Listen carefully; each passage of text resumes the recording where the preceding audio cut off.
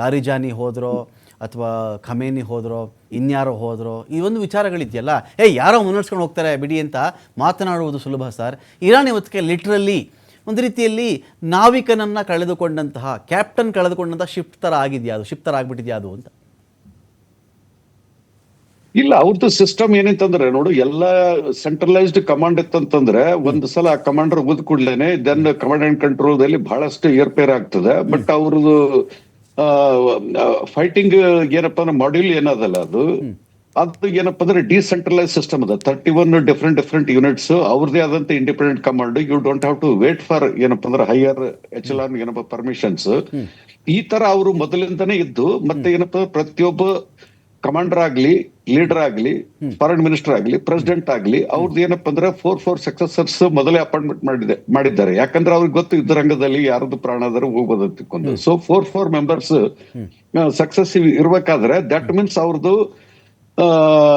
ಯುದ್ಧ ಏನಪ್ಪಾ ಅಂದ್ರೆ ಕಂಟಿನ್ಯೂ ಆಗುತ್ತದೆ. ಇಟ್ ವಿಲ್ ನಾಟ್ ಏನಂತಂದ್ರೆ stop. Generally top most leader ಇದು ಮಾಡಿ ಕೂಡ ಸರೆಂಡರ್ ಆಗ್ಬೇಕು. ಸರೆಂಡರ್ ಆಗಿಲ್ಲ, 20ನೇ ದಿವಸ ಇವತ್ತು ವಾರ. ಸೊ ದಟ್ ಮೀನ್ಸ್ ಫುಲ್ಲಿ ಏನಂತಂದ್ರೆ ಅವರು ಪ್ರಿಪೇರ್ಡ್ ಫಾರ್ ಇದು. ಯಾಕಂದ್ರೆ ಅವರು 30 ವರ್ಷದಿಂದ ತಯಾರಿನೂ ಮಾಡ್ಕೊಂಡಿದ್ದಾರೆ. ಮತ್ತೆ ಡೂ ಆರ್ ಡೈ ಸಿಚುವೇಶನ್ ಅದ.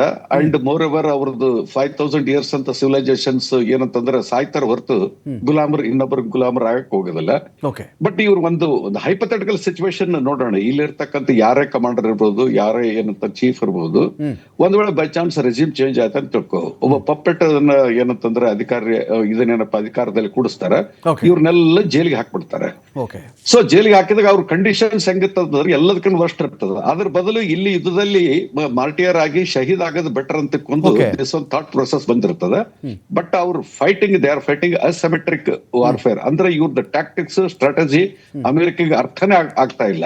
ಹೌ ಟು ಏನಂತಂದ್ರೆ ಇವ್ರನ್ನ ಏನಂತಂದ್ರೆ ಡಿಫೆಕ್ಟ್ ಮಾಡ್ಬೇಕಂಬುದು. ಯಾಕಂದ್ರೆ ಫೈನ್. ಉತ್ತಪ್ಪ ಅವರೇ, ಈಗ ಇಲ್ಲಿ ಪ್ರಶ್ನೆ ಏನು ಬರುತ್ತೆ ಅಂತ ಹೇಳಿದ್ರೆ, ರಷ್ಯಾ ಮತ್ತು ಯುಕ್ರೇನ್ ಈಗಲೂ ಯುದ್ಧವನ್ನು ಮಾಡ್ತಾನೇ ಇವೆ. ದಿನಕ್ಕೆ 1 ಕ್ಷಿಪಣಿನೋ 2 ಕ್ಷಿಪಣಿನೋ ಹಾರಿಸಬಹುದು, ಅಥವಾ ಏನೋ 1-2 ಬಾಂಬ್ ಸಿಡಿಸಬಹುದು. ಇದರಾಚೆಗೆ ರಷ್ಯಾ ಯುಕ್ರೇನ್ ಯುದ್ಧದಲ್ಲಿ ಇನ್ನೇನೋ ಮಹತ್ವ ನಡೀತಾ ಇದೆ ಅಂತ ನಮ್ಗೆ ಯಾರಿಗೂ ಅನ್ನಿಸ್ತಾ ಇಲ್ಲ. ಅವರಂತೂ ಲಿಟ್ರಲಿ ಅಂತೂ ಟ್ಯಾಂಕರೇ ನುಗ್ಗಿಬಿಟ್ಟಿದ್ರು. ನಾವು ಕೀವ್ ವಶಪಡಿಸ್ಕೊಳ್ತೀವಿ, ಅದು ವಶಪಡಿಸ್ಕೊಳ್ತೀವಿ, ಇದು ವಶಪಡಿಸ್ಕೊಳ್ತೀವಿ ಅಂತ ಹೇಳ್ತಾ ಇದ್ರು. ಇಲ್ಲಿ ಯಾರ ಭೂಮಿಗೆ ಯಾರೂ ಕಾಲಿಟ್ಟಿಲ್ಲ. ಇಲ್ಲಿ ಬರೀ ಕ್ಷಿಪಣಿಗಳಲ್ಲೇ ನಡೀತಾ ಇರ್ತಕ್ಕಂಥ ಯುದ್ಧ. ಈ ಥರ ಯುದ್ಧ ಆಗಿಬಿಟ್ರೆ ಇದಕ್ಕೆ ತಿಂಗಳುಗಳು, ವರ್ಷ ಅನ್ನೋದು ಏನೂ ಅಲ್ಲ. ನನ್ನ ಪಾಯಿಂಟು, ಹೋರ್ಮುಜ್ ಜಲಸಂಧಿಯ ಕಡೆಗೆ ಅಮೆರಿಕದ ಯುದ್ಧ ನೌಕೆ ಟ್ರಿಪೋಲಿ ಬರ್ತಾ ಇದೆ ಇದೀಗ ಅಂತ. ಆ ಕಡೆ ಲಿಂಕನ್ ದೂರ ಸರಿತಾ ಇದೆ. ಎಕ್ಸ್ಕ್ಲೂಸಿವ್ಲಿ ಜಲಸಂಧಿಯ ಕಾರಣಕ್ಕಾಗಿ ಟ್ರಿಪೋಲಿ ಬರ್ತಾ ಇದೆ. ಕೆಲವು ದಿನ ನೋಡ್ತಾ ಇರಿ, ಜಲಸಂಧಿ ಮುಕ್ತವಾಗಿಬಿಡುತ್ತೆ ಅಂತ ನೆತನ್ಯಾಹು ಮಾತಾಡಿರೋದು. ಇದು ನಾವು ನಂಬಬಹುದಾ ಈ ವಿಚಾರನ ಅಂತ?